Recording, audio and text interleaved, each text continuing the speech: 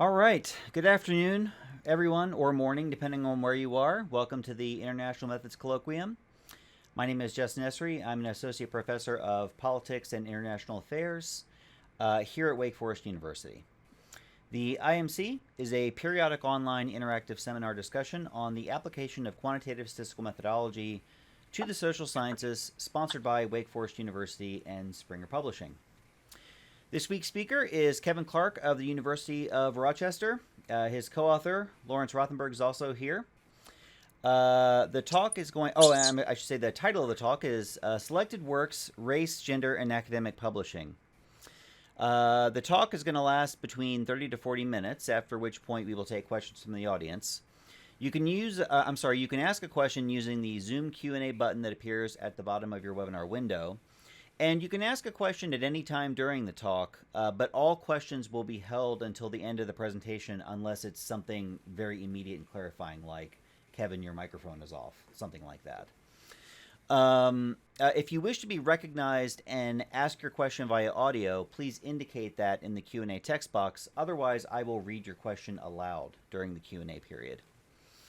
A link to the slides will be available in the Zoom webinar chat window, just in case you want to go back or forward in the presentation to reference something. And now I would like to welcome Kevin Clarke to the International Methods Colloquium. Welcome, Kevin. Thank you very much, Justin. Appreciate the invitation. This is the first time that I've spoken in front of this august international body. Looking forward to it.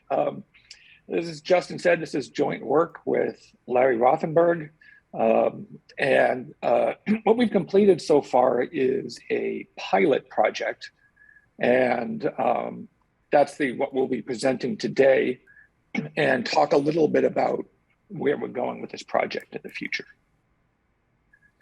So as far as the motivation, we know that white men dominate the top journals, despite the growth in the number of PhDs that are being earned by women and minorities. And unless we think this is just a matter of catching up with more women and minorities attending graduate school, these differences still exist even at the most recent PhD or assistant professor level. And the issue is that departments view publications in these journals as an indication of academic quality. And that comes into play when departments are looking to diversify. We have had our own issues with diversifying our department. Lately, we've had some luck in that regard, but it's been a long struggle. And there are people in our department who will absolutely insist that we're just a pure meritocracy, right? That all we're interested in is work. And that's a little bit like Stephen Colbert, the academic version of Stephen Colbert is saying, I don't see color. Right? That we're a pure meritocracy. We probably are not just a pure meritocracy. But if you're not getting into the top journals, that's going to make it harder to get jobs. Most of the extant work that's looking at discrimination in academic publishing looks at published articles. And I'll cite some of them later, there's a raft of such articles, some of them written by journal editors trying to defend their practices. And then there are others who are looking at citations. But of course, all this looks at are the published articles, and they're ignoring articles that are not seeing the light of day at all. And so what they can't do is they can't account for the choices made by individuals.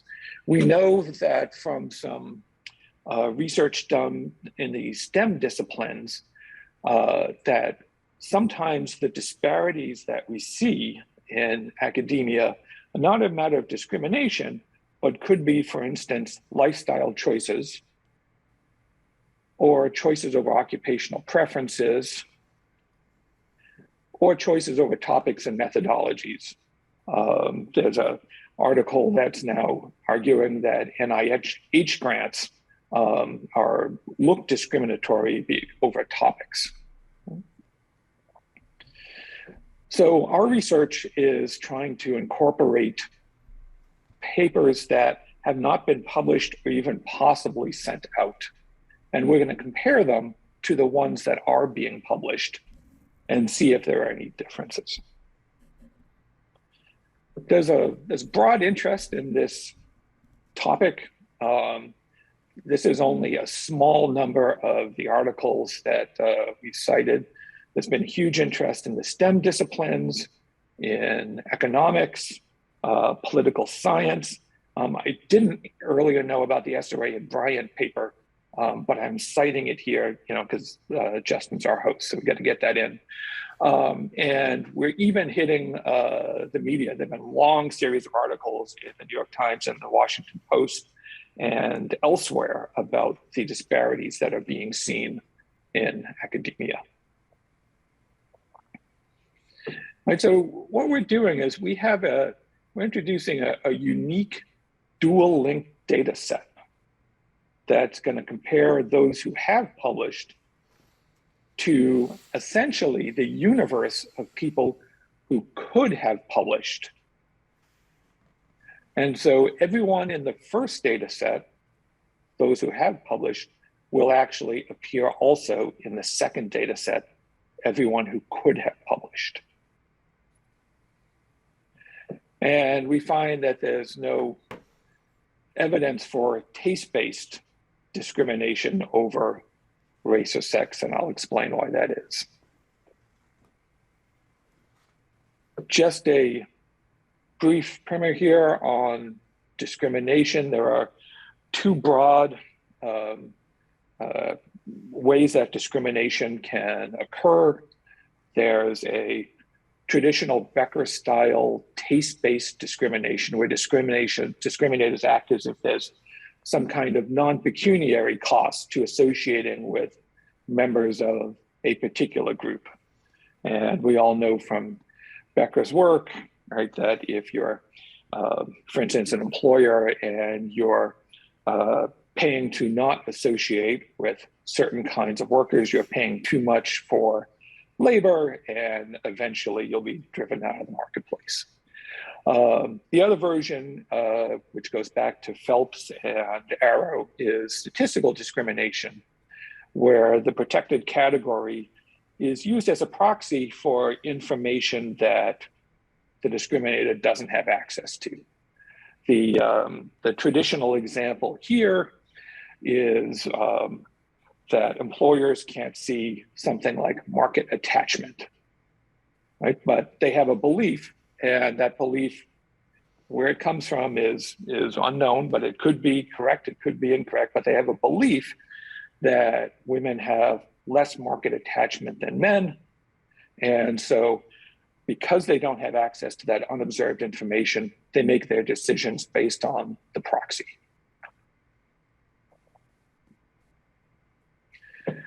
So in our situation here, when we're looking at academic publishing, there could be taste-based discrimination, for instance, over race or gender. We think that's largely unlikely. For the most part, there aren't that many graybeards anymore who are desperately clinging to the old boy network.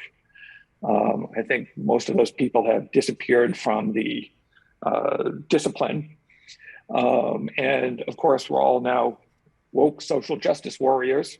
So it's not impossible, but we think it's unlikely. And I don't want to make too strong a point about that, because there may be underrepresented groups who very much disagree. There can also be taste-based discrimination over topics or methodology.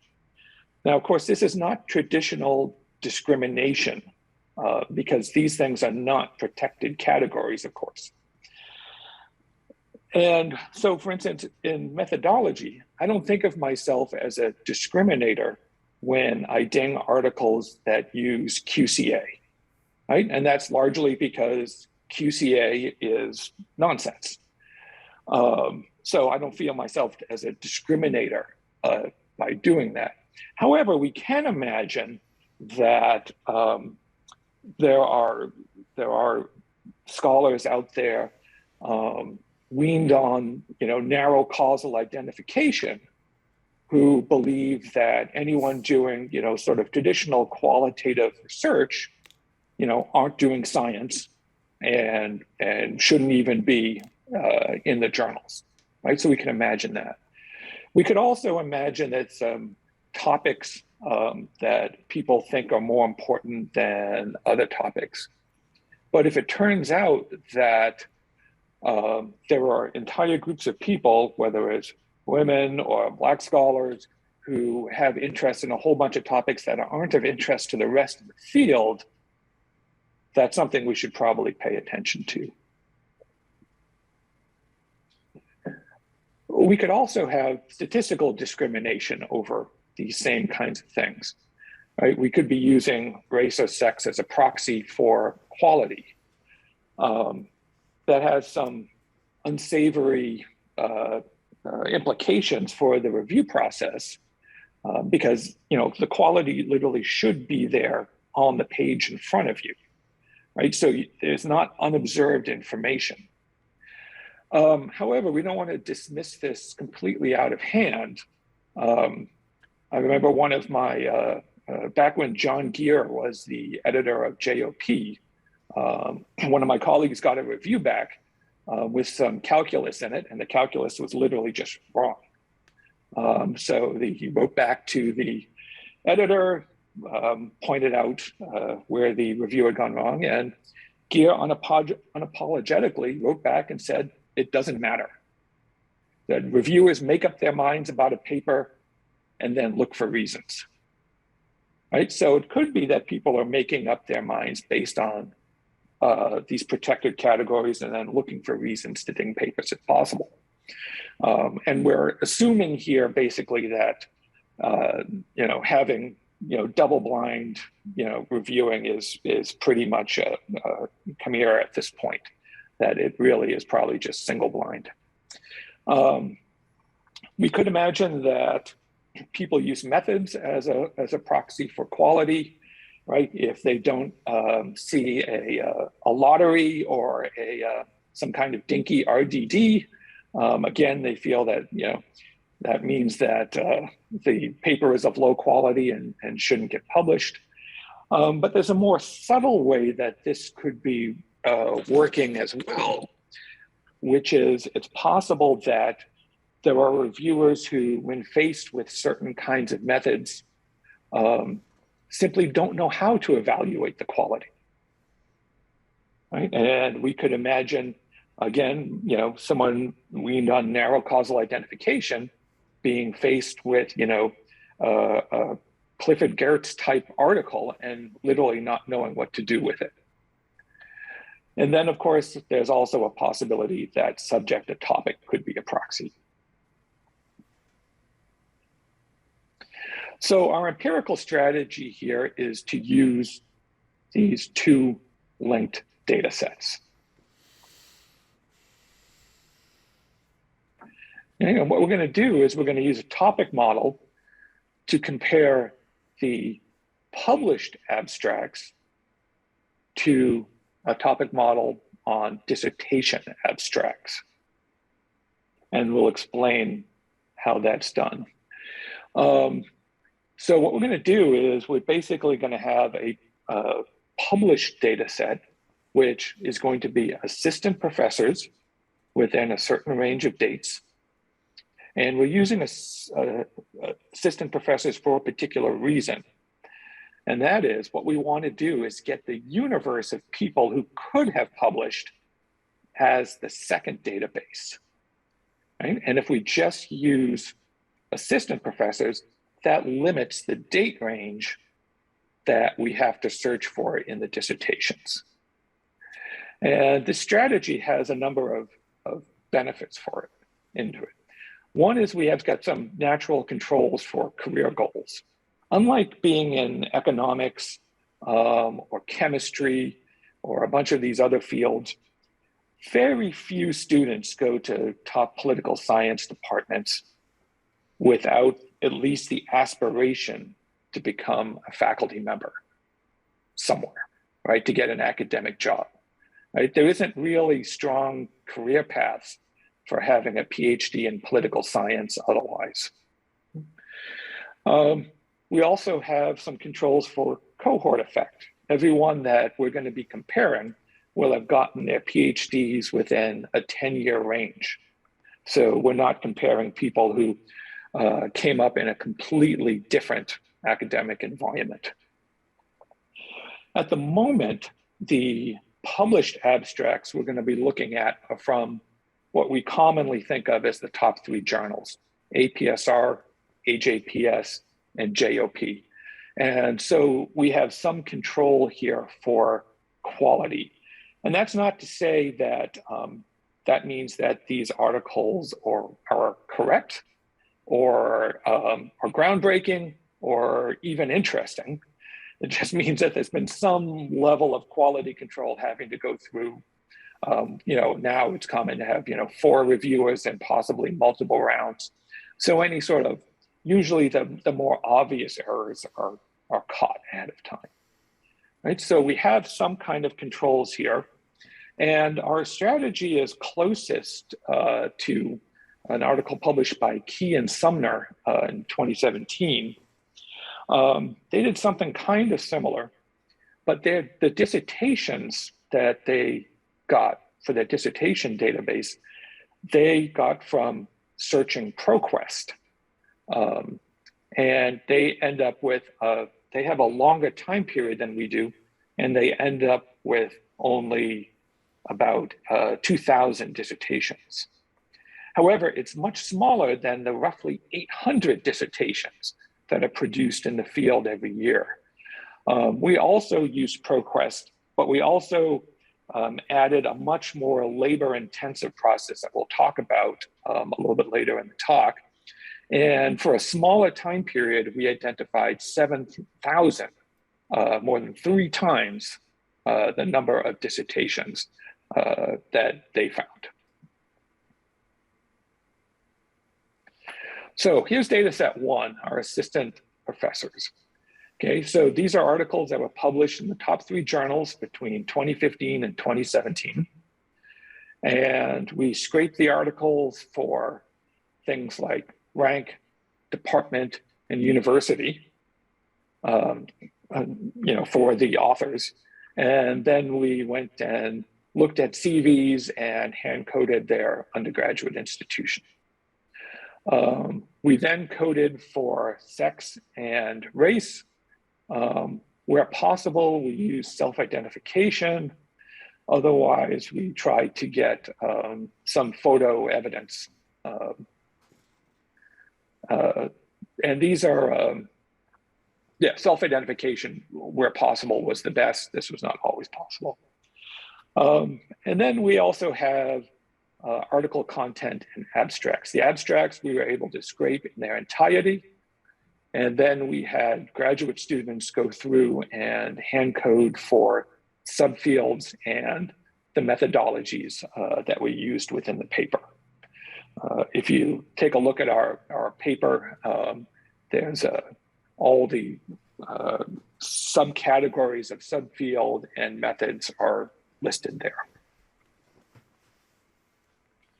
Just a few things here about it. We had almost 400 author paper observations. That means there were 318 papers by 312 unique authors. About 30% had women involved as authors, and 33% of that number were solo women authors. As far as race, less than 20% were non-white authors, and we only had 7 Black American authors, 5 of which were female, and 24 Hispanic authors, 9 of which were female. And we'll talk later on about we want to expand this data set, partly because the numbers that we're getting here are so small. Dissertations, this is our other data set. So what we did is we looked at our assistant professors in the published data set. And they all received PhDs between the years 2008 and 2018. So we went and collected all the dissertations from 2008 to 2018 from the 50 top departments, plus some Canadian and European universities. And then we took their abstracts, we coded race and sex where possible, who the advisor was, the advisor sex, and department and university. This was really a challenging project. ProQuest is a no good, terrible data set. And it turns out, it's partly ProQuest's fault because they don't enforce a format that universities have to follow when turning in dissertations to them. And we discovered that, for instance, if you search for political science at the University of Rochester, you're only going to come up with a handful of dissertations. And that's because the Rochester classifies the unit, the academic unit, as the College of Art and Sciences. Okay, so everyone in the College of Art and Sciences is grouped together. You can search by, keywords. So we searched for, political science and government, maybe and policy and things of that kind. But for instance, again, like Rochester, many of our dissertations don't actually have political science as the first keyword. So when you search by keyword, you end up with having dissertations from economics, dissertations from history, even dissertations from English from all over the place. So what we ended up doing was first searching by keyword, and we ended up with something like 20,000 dissertations. Then we whittled those down by departments as best we could. And then what we did is we actually went school by school looking on department websites for PhDs listed wherever they are, and tried to get information in that way. This was a hugely labor-intensive process. And this was even trickier when it came to European universities. And we had to go to a bunch of different data sets to try and find that kind of information. But like I said, we ended up with about the right number, a little over 7,000 dissertations. And we're pretty confident that most of them are political science, what we would think of as political science dissertations. And I'll remind you again that everyone in the published data set shows up in this data set as well.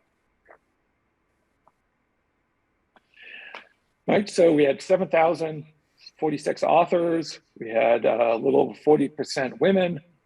We had over 2.7% Black American and 2.7% Hispanic American. And so our method here is to run a correlated topic model on the abstracts, right? Both on the published abstracts and on the dissertation abstracts. This is a correlated topic model because we're doing this without covariates. And one of the extensions of the project we want to do is to be able to add covariates on our dissertations so we can use that information to do a structured topic model in the future. All right, so here are topics from published articles, abstracts in the top 3 political science journals. We have 318 papers here, and we have 10 topics. We did, the various types of tests for looking at how many, what we should set K at, how many topics there should be. 10 is a reasonable choice here. And we see a lot of the topics you would expect. Now, if there was, so let's say when we move now to the topic model from the dissertation abstracts, the full sample, we shouldn't see too much difference between those topics and these topics. And for the most part, that's what we see, right? There isn't a huge amount of difference between these two sets of topics, as far as we can tell. And in the future, we'd like to set up a way of doing a more formal way of comparing these sets of topics between the two data sets. Now, if there were taste-based discrimination over sex or race, when we look at the dissertation abstracts from just women authors or dissertation abstracts from Black authors, we should see no difference from the published abstracts, right? Because it wouldn't matter what people were publishing on, because it's a taste-based kinds of discrimination. But what we find, in fact, is here are dissertation abstracts by women, is we have a whole bunch of different concerns, right? Topic number one, women, gender, violence, social, Muslim, female. These are all topics that pop right out and don't so much when we look at the broader data sets, the broader samples. Of course, some topics are the same, but there's certainly more interest here in things like human rights. There's more interest in, interestingly, in international relations, as well as other things. Okay, so it looks like women are interested in different topics than what's appearing in the published journals. And we see something similar here when we look at articles by Black Americans. And largely, there's some overlap here because many of these authors were women, or are women. And of course, topic number one, women and gender are again the top topics. But we see a lot more interest here in civil rights than we do in the broader journals, for sure. Right?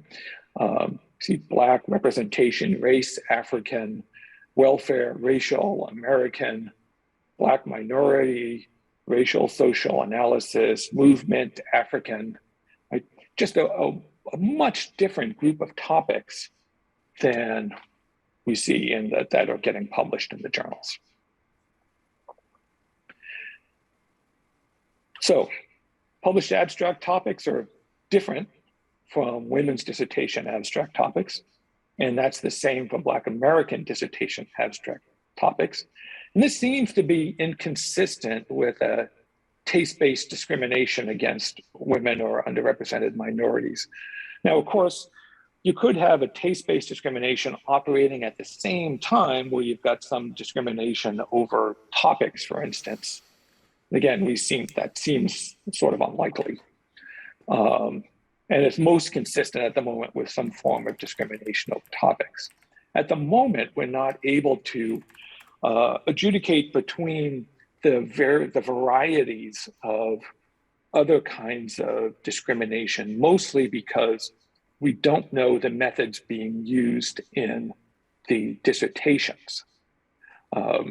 As a methods person, I'm used to, as probably most of us on this watching this are the methods are mentioned right in the abstract.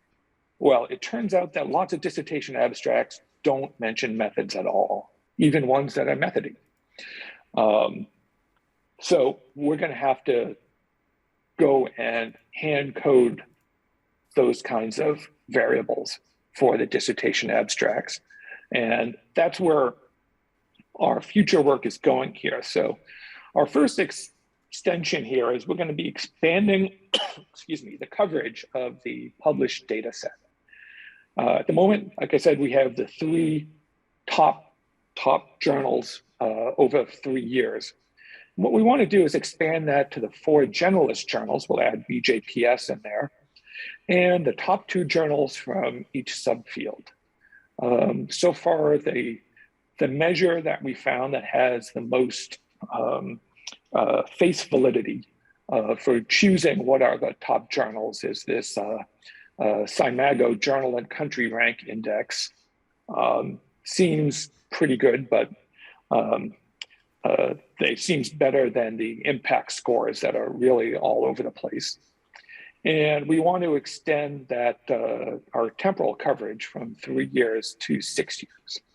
And part of the reason for doing this is that we're hoping to capture a lot more articles either being published by women or by underrepresented minorities and get a broader swath of the field. We still want to keep it to sort of top journals, so we have some kind of quality control. And this is going to be a relatively straightforward thing to do. Again, we can easily scrape these from the web, and then it's a much smaller data set. The hand coding is not that bad. But what's going to happen is when we extend from 3 to 6 years, we're going to be expanding the range of assistant professor PhD dates. So we're going to be going from 2008 to 2018, and that's probably going to widen somewhat, particularly on the upper end toward 2020. Who knows about 2021, but probably 2019, 2020. And that means, something like another 2,000 dissertations that we'll have to find. And that is extension 2, where we'll be expanding coverage and adding covariates to this dissertation data set. Right, so we'll collect any additional dissertations created by the expanded coverage of the published data set. And then we're going to have to go through and again code by hand things like undergraduate institution, the subfield that the dissertation is in, and what techniques of analysis are being used. And so we're talking about probably having a phalanx of research assistants who are actually going through these dissertations and looking for this information and coding it. It's a big project. We thought about trying to get the dissertations in their entirety and running topic models on those things, but that's a much more kind of complicated project because there's all sorts of things that are in dissertations that we're not going to be interested in. And our third extension is we want to understand things like what choices that graduate students make, right, when they're in graduate school. We want to do this partly because we've all heard of, pipelines and leaky pipelines. Is that happening in political science? We don't know. There's now some evidence that maybe it isn't even happening in the sciences, but it's still somewhat of an open question. So we want to actually ask people in our dissertation database, for instance, how they started down a particular path, right? And we all, made choices at some point to, be an Americanist or to be a methodologist or to focus on this or to focus on that. And were they directed by an advisor?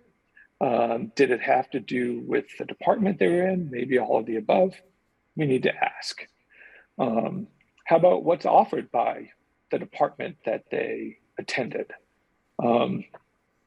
There are lots of departments now who I don't think would actually train students in, for instance, qualitative work. And I'm not talking QCA here, but I'm talking about more traditional type process tracing or even Dick Fenno style soaking and poking kinds of stuff. We don't train in that. And I think we can all name a bunch of departments who would also not train in that. So that narrows the choices. And then we also want to ask about outcomes, right? Did you get off the academic path early? Did you try the academic market? And then after a few years, decide to go to the private sector? Did you try and publish before you got your PhD or before going on the market? If so, how did that work out? All these types of questions. What's nice here is that we don't have to go out and, for instance, buy a sample of any kind. We have, or we will have, the universe of people that we're interested in. And so we can set up, some kind of, web-based survey to try and get as many of those people to answer these questions as possible. So that's what we have planned. So like I said, the project we've completed is, in a sense, kind of a pilot project, and now we're, sending out grant applications for the larger project. And we're hoping that when we get this information, we'll be able to figure out what's going on in the journals, and more importantly, why it's going on, and if there's anything that we can do about it. All right, well, that brings us to about 35 minutes. So I want to thank you for your attention, and we can open the floor to questions. All right. Thank you very much, Kevin, for that presentation. At this point, Kevin Clarke and I assume Lawrence Rothenberg are available to take questions from the audience. You can ask a question using the Zoom Q&A button that appears at the bottom of your webinar window. If you wish to be recognized and ask your question via audio, please indicate this in the Q&A text box. Otherwise, I will read your question aloud. And I'm going to abuse my position as the moderator to ask the first question. And I'd like to I'm going to share my screen because I think this is actually kind of relevant. We'll go back to your screen, Kevin, once my question is over. So let's see. You should be seeing now.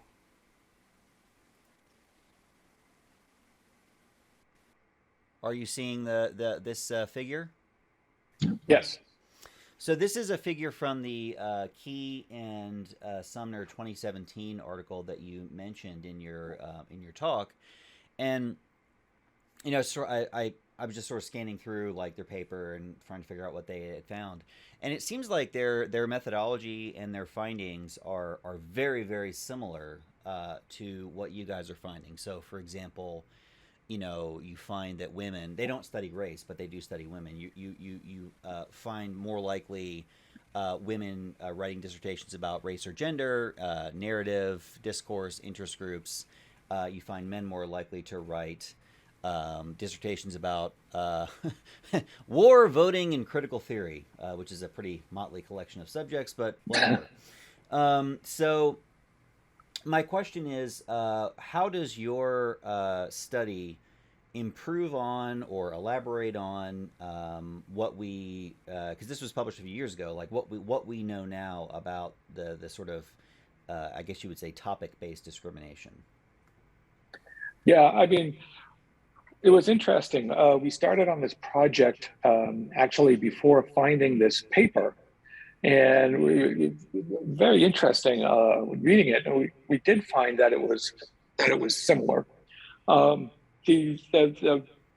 big addition here is going to be having much more information about the dissertations. Like I said, they only have a small sample of dissertations. I think we could probably figure out, and we probably have in our past here, about exactly how they did their ProQuest search, but they only ended up with an odd sample, a very small odd sample of dissertations. So for instance, in the search that they did, they would get almost no Rochester dissertations. And so though that information is just not going to be there. And then second of all, they're not going to have the granularity of data. So for instance, they're not going to have what the students' backgrounds were, or advisor information, information about, I don't remember them having techniques of analysis in there. I think it was more focused on topics to what I remember. But you know, it's absolutely along the same lines. We're just going to have a lot more data and a lot more fine-grained data. I'm going to turn my screen off because this is not my presentation. Okay, here we go. So we'll share the slides again if that comes up, but I'm going to go ahead and go to questions from the audience now. So let's see. Matt Golder, hi Matt, asks, so we see some differences in the topics between dissertations and published articles. Wouldn't it be nice to have a third sample of submitted articles? You need journals to help out, and I'll just jump in here and say I'm about to take over editing PS, so this is exactly the kind of stuff we propose to want to do, so I'd be interested in hearing about this. That way we know whether the gap occurs, one, because people aren't submitting certain topics to the top journals, two, certain topics aren't well received by reviewers and editors at the top journals, or C3, both. Without knowing where the discrimination occurs, it's hard to address, and it also has normative implications for how we view the gap in topics. Matt, if you have any influence here, we really hope you use it. We have asked for this information on a couple of occasions and have been rebuffed. The journals hold on to this data, it seems, very tightly. Our attempt was to, a couple of years ago, was to ask Bill Jacoby, and Bill's response is, well, we want to do this ourselves, so no. And you know, if you, in our works cited, almost every journal, lots of our journals have editor penned articles defending their practices, but so far we have not gotten anyone to share that data with us. We would absolutely love to have it. You're 100% right about that. The one consistent finding is no journal has ever done anything wrong. Yes. I mean, those articles are all of a piece, right? You know, I'm not gonna edit APSR, so I can't help you with that. But I mean, I'd understand. I don't necessarily want to invite somebody to pull my pants down. You know, once I take the editorship, but at the same time, I'm not sure. I mean, I guess I'm just promoting that you should get the data. Like, I really don't think that the process is necessarily conscious and nefarious.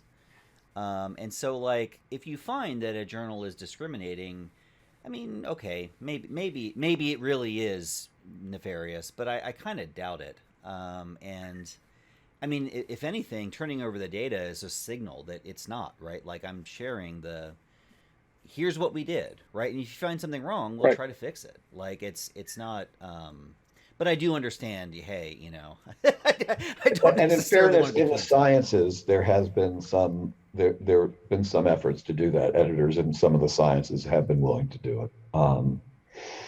Just been hard in our discipline. Matt suggests. I mean, you could always share the data. You could always share the data from before when you were editor. Right. Right. And then, you know, this is other guys. Yeah. Your hands are clean, but we agree. It's very unlikely that it's, you know, this kind of, you know, directly nefarious type of discrimination going on. It seems unlikely. There was a time when I think that was much more likely, I suspect, when, you know, people got published because they were the student of a particular person, and there were these pipelines and things of that kind. I think that's less likely these days, but it would be great to have that information. Well, yeah, I don't know if the pipeline or the sort of hierarchy is less likely. I just don't, because a lot of that stuff is subtle. It's also indirect effects, right? It's not necessarily, somebody calls the editor and says, publish my kid. It's that the structure, there are indirect effects that allow you to have more resources, allow you to have more time, and it sort of works out to be the same thing, but it's through an indirect pathway. But actually, I want to, Matt suggests you can blame it on, the editors can blame it on the reviewers. So that's a way to to get around it. I actually want to follow up because there's another question from Daniel Solomon, but I have a follow-up question to this exact point, which is, okay, so if you as a journal editor or reviewer are discriminating against certain topics because those topics are dumb, right, or those topics are boring, that could work out to be the same thing as taste-based discrimination. And let me explain what I mean. So if somebody says, the most pressing problem in American politics is race, and then somebody else says, that's a sideshow. What really matters is, something else. I have a pretty good guess about the background of those two arguments, right? And I think partly the background is a reflection of their different experiences, right? And so to say your experience, this thing you're interested in is not that interesting, not that cool, not that important. It's not the same thing as saying I hate your race, but it does work out to saying the things that you people care about are not important. So how do you sort of first of all, is that still discrimination? I think I'm saying it is, but I'd like to hear your view. And then the second thing is that something you would pick up? I would say that the way that you described it is discrimination, and the sum part is trying to distinguish that from, the example that I gave of, dinging papers using QCA. Right.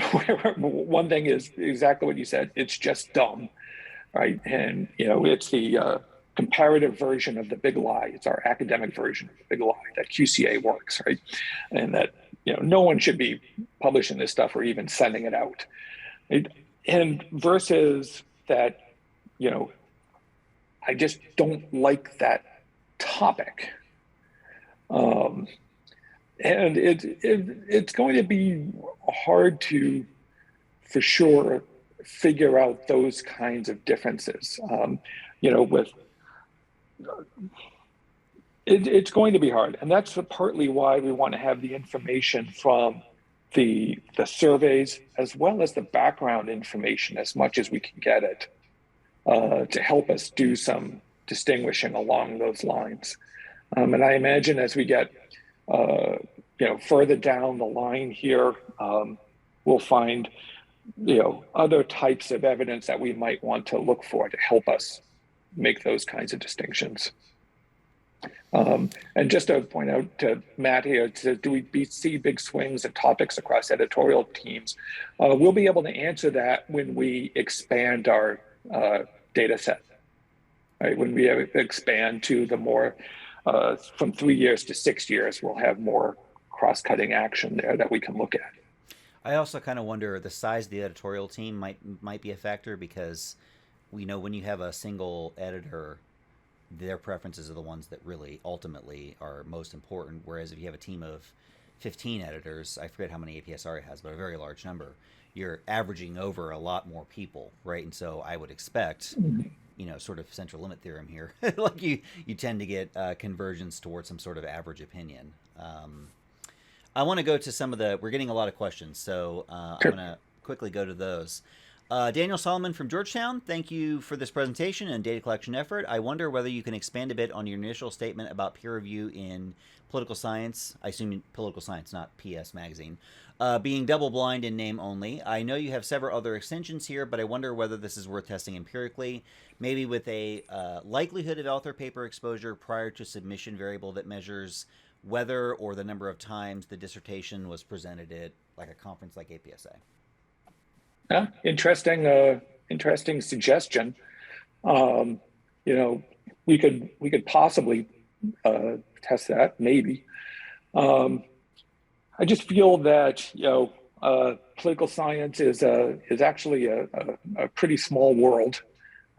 Sometimes it may seem big to us when you're lost in the midst of APSA, but mostly, you know, we have our little enclaves. And, you know, when I get a paper to review, you know, chances are I've seen it before. It's pretty rare that I get something that's so out and so far away from what I do. And if that's the case, I sometimes decline to review it just because it's far outside of my wheelhouse. You know, we're working on this assumption. I'm sure it's not true in every case. And I'm sure there are, you know, most of us are good about not Googling titles or something like that ahead of time. And I think people have gotten smarter maybe about changing their titles from what they have online to what they submit, maybe. But I don't think it's an unreasonable working hypothesis.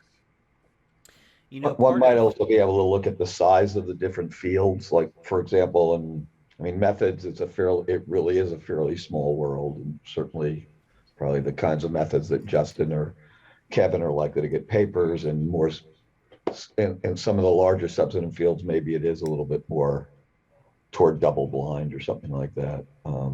I get papers in lots of substantive fields, and sometimes I know who it is and sometimes I don't.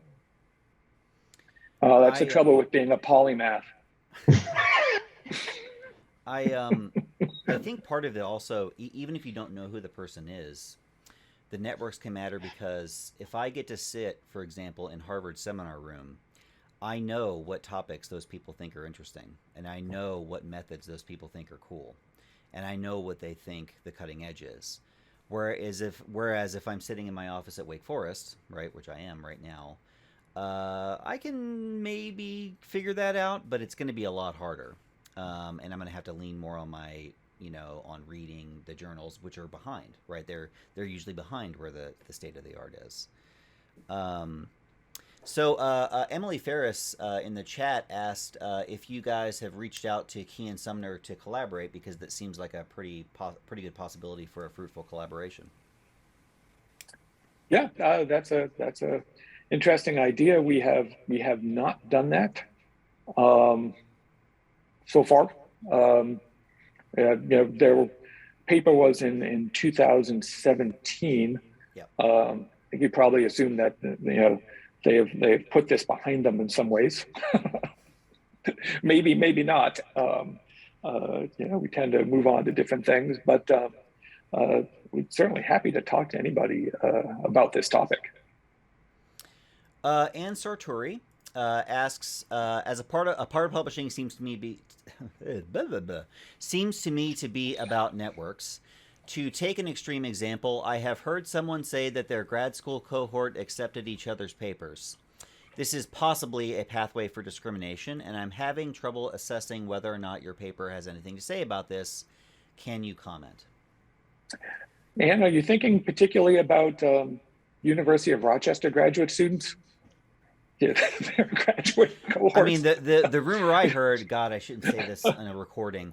The one I heard was not about Rochester. The one I heard was about a much larger department than Rochester. Yeah, I mean, if you co-author together and then accept each other's papers, everybody wins. So something that we didn't talk about here in this particular presentation, but is mentioned in both our the paper and in our grant applications is to do some network modeling for exactly this reason.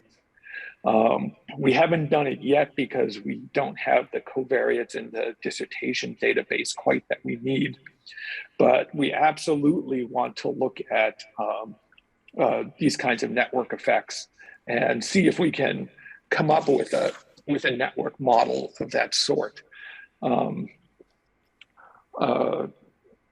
It would be interesting. One thing that popped out of the published abstracts, for instance, is that of the people who got published, those assistant professors who got published, it's way more common for them to have gone to liberal arts colleges than to universities at the undergraduate level. Far more common, which is a really interesting finding and possibility there. So will be interesting to see how that plays out with the dissertation database, whether that still holds. And then, we want to do this. There's probably some feeding to graduate schools, and then there is certainly some kinds of feeding from graduate schools to certain kinds of jobs at certain places. This would obviously also be related to the single versus double blind discussion we just had, right? That if you're in a tightly knit network, then it really is much closer to single blind for a lot of the reviews. Ellen just posted in the chat, Ellen Key. We have not put this behind us, and we're happy to work with you. So there you go. That's great. That's great to hear. Making friends. Last question I have in my box is from Shining G. Hope I pronounced that correctly. When we use gender or sex as the main independent variable, would it help to have topics as controls to pick up this point that's being discussed? Would it help to have topics as controls? I think they're talking about like citations, like if you're trying to study how often something is cited. That would be my guess. Citations, huh? Well, I mean, it would certainly be great to have topics as controls, but I'm not quite sure. Well, like if you want to show, for example, women's papers get cited less, or if you want to show women are less likely to be published, that's the DV, right? I think the question is, should you put gender but also topic as an IV? Toby, yes. I mean, I think that's I think the answer to that question is straightforward. That we should absolutely control for topics. I'm thinking this is a possible case of post-treatment control of post-treatment variables, right? So if gender causes topical interest, which then causes acceptance, by controlling for it, you do get the direct effect of sort of pure gender discrimination. But like we were talking about earlier, that may not be the main mechanism by which this is happening, right? If what is happening is saying, yeah, I'm fine with you being a person, with these identity characteristics, but your ideas are, I just don't like what you're studying. That if you controlled for that, you would block that out, right? Yeah. So that's something to pay attention to, for sure. It's sort of a mediation or moderation analysis might be indicated. Well, okay, so we're at 1 o'clock. I need to. Go ahead, Kevin. No, that's quite all right. I was going to say I try to be strict about time, so that's all the time we have. Thank you, Kevin and Lawrence, for being here. The presentation will be posted to our website shortly after the broadcast if you'd like to share it with a colleague or watch it again later. And I want to invite you to join us next week, the 28th, when we will host a talk from Kirk Bansack, Jens Heinmuller, Dan Hopkins, and Tepe Yamamoto. The talk is entitled Using Conjoint Experiments to Analyze Election Outcomes, the Essential Role of the Average Marginal Component Effect. Please see our website, www.methods-colloquium.com, to get more information about this talk. Very exciting talk today, guys. Thank you very much. I appreciate your being here. Thank you very much. See you next week.